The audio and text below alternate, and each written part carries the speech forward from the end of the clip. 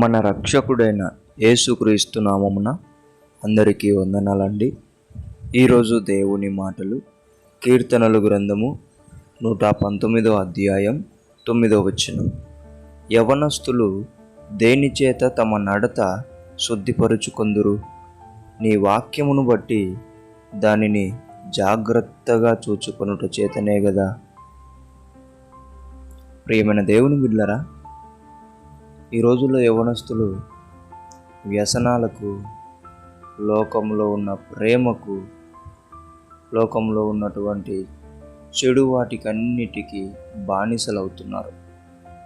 యవనస్తులే కాదు, అనేకులు, అందరూ.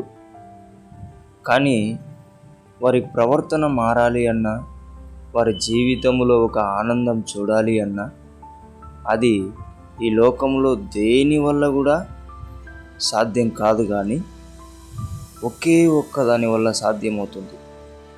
అదేంటంటే దేవుని వాక్యం.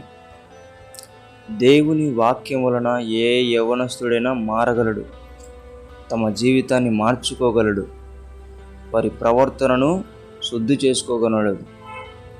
ప్రతి ఒక్కరి జీవితం కూడా ఈ వాక్యములో శుద్ధి చేయబడుతుంది.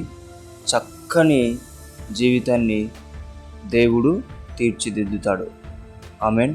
నీ జీవితం బాగుండాలన్నా వాక్యములో ఎదుగు, వాక్యము నేర్చుకో, వాక్యం చదువు, వాక్యం ధ్యానించు. జీవితం ఆనందంగా, సుఖముగా నడుస్తుంది. ఆమేన్. దేవుడి మాటలను దీవించునుగాక. ప్రార్థించుకుందాం. దేవా, మీకు వందనాలు, స్తుతులు, స్తోత్రాలయ్యా. యవనస్తులు అందరూ, అనేకులు ప్రభువా చెడిపోతూ ఉంటున్నారు. వారందరి జీవితం బాగుండాలి అంటే నీ వాక్యములో ఎదగాలి ప్రభువా. నీ వాక్యం చదవాలి నాయనా. మాకందరికీ మా జీవితాలు బాగుండేలా, మా ప్రవర్తనలు బాగుండేలా నీ వాక్యాన్ని ధ్యానించే మనసును మాకు దయచేసి, నీ వాక్యములో ఎదిగే గొప్ప వరం దయచేయమని యేసు నామములో ప్రార్థిస్తున్నాం తండ్రి. ఆమేన్.